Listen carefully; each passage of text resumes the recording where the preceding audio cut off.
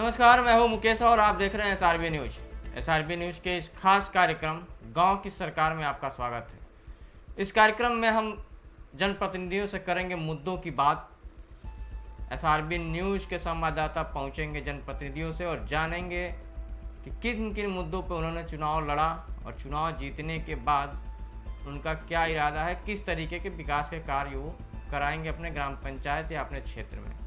तो इसी क्रम में आज हम आपको ले चलेंगे गोरखपुर के ब्रह्मपुर ब्लॉक के, जहां पूनम पाल लगातार दूसरी बार ग्राम प्रधान चुनी गई हैं। आज उनसे हमारे संवाददाता बात करेंगे और जानने की कोशिश करेंगे, उनसे मुद्दों की बात करेंगे। तो उन तमाम मुद्दों की बात करने के लिए प्रधान प्रतिनिधि सत्यराम पाल उर्फ नानू पाल हमारे संवाददाता के साथ उपस्थित हैं।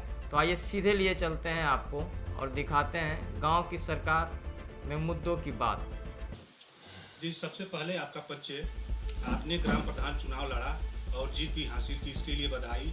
हम आपसे जानना चाहते हैं कि ग्राम प्रधान का चुनाव आप कितनी बार लड़े और जनता ने आपको कितना समर्थन दिया।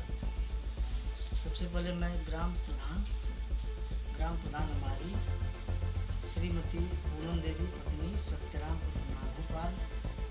सबसे पहले हम आप चैनल के माध्यम से समस्त क्षेत्रवासियों ग्रामवासियों को बहुत बहुत धन्यवाद देता हूँ। मेरे अंदर किसी भी प्रकार का भेदभाव नहीं है। मैं सामूहिक विकास करना चाहता हूँ। हमारा मुख्य उद्देश्य शिक्षा, स्वास्थ्य, रोजगार एवं निर्बल शोषित वंचित समाज सहयोग करना और ग्राम सभा की विकास की ओर ले जाना है। क्या सोच के आपने ग्राम पंचायत की राजनीति में उतरे? हम सारे ग्रामवासियों को सेवा करने के लिए चुनाव लड़े हैं। प्रधान जी, किन विकास के मुद्दों पर आपने चुनाव लड़ा? सबसे पहले मुद्दा हमारा यही है, सड़क, नाली। और आप दूसरी बार बने प्रधान प्रतिनिधि हैं। दूसरी बार प्रधान प्रतिनिधि हूँ जी। और हमारी मैडम श्रीमती पूनम देवी प्रधान हैं 2 बार से। जी, आप लोग शिक्षा के बारे में क्या राय है और जनता है आपको कितने मतों से यहाँ विजयी घोषित की है? देखिए, पहली बार प्रधान जी हमारी मैडम 210 वोटों से जीती थी। इस बार केवल 10 वोट से जीती है। ये बताइए कि वो महिला एक प्रधान है, महिलाओं को सशक्तिकरण बनाने के लिए और उनको जागरूक करने के लिए, उनको इस समय कोविड-19 का जो है कि प्रोटोकॉल भी चल रहा है, क्या संदेशा आप देना चाहें महिलाओं को उत्थान के लिए? कैसे आप जो है सबसे पहले रोजगार जोड़ेंगे? सबसे पहले हमारे यहाँ 4 समूह चलता है। जो हमारे कहने पर ब्लॉक से लोग आए थे, तो इस समय 8 समूह चल रहा है। तो महिला उसमें प्रधान भी जाते हैं, जागरूकता करती है। जी, जैसे प्रधान जी, ये देखा जाता है कि गांव की माताएं और बहनें सिलाई और कढ़ाई सेंटर न होने के कारण दूर दराज जाती हैं, उनके लिए क्या है आपका विचार? हमारा विचार है कि हम गांव पर ही सिलाई सेंटर बनवाना चाह रहे हैं जी। और बनवाएंगे भी और हमारे गांव की माता है बहनों को यही रोजगार मिला और आगे उत्थान के लिए आगे बढ़ाने के काम करेंगे।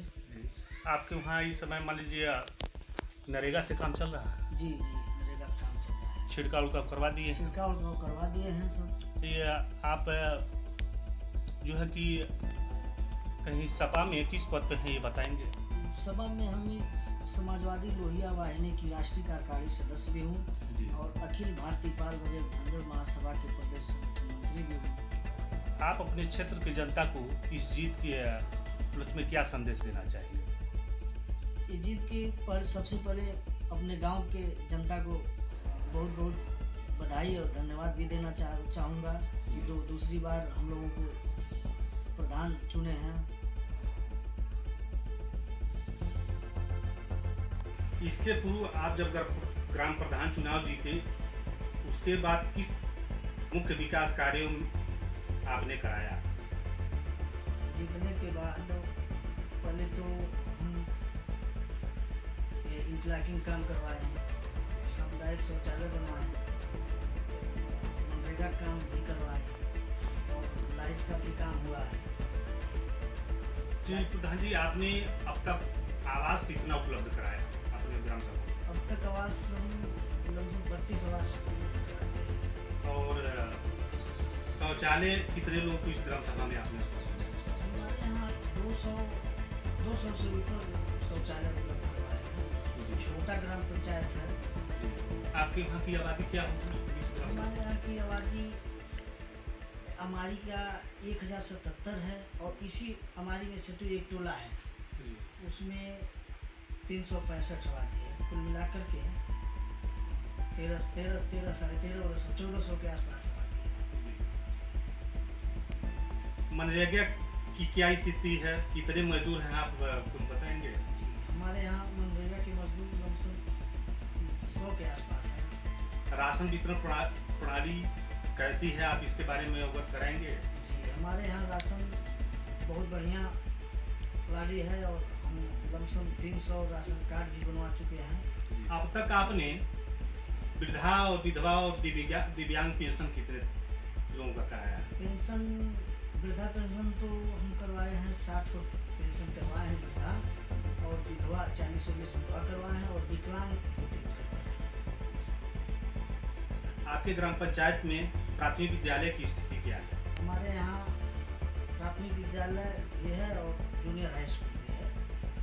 दोनों में स्थिति ठीक है। वहाँ सब पानी टंकियों की सब लग गया है, लैट्रिन की सब सही है और टाइल वाइल लगवाएंगे। छोटा ग्राम पंचायत है, इसलिए इस बार हम सब कोविड संक्रमण में आपने कैसे चुनाव लड़ा और लोगों को इस संकट की घड़ी में कितने लोगों की मदद की? कोविड के महामारी में हम लोग सोशल डिस्टेंसिंग का पालन करते हुए अपना चुनाव लड़े और लोगों का सहयोग भी किए। सहयोग ग्रुप में हम लोग किए और मास्क भी बंटवाए और बाहर से जितने लोग आते थे स्कूल पर रखवा करके अपने खर्चा वो लोगों को देते थे 14 दिन जो रहते थे।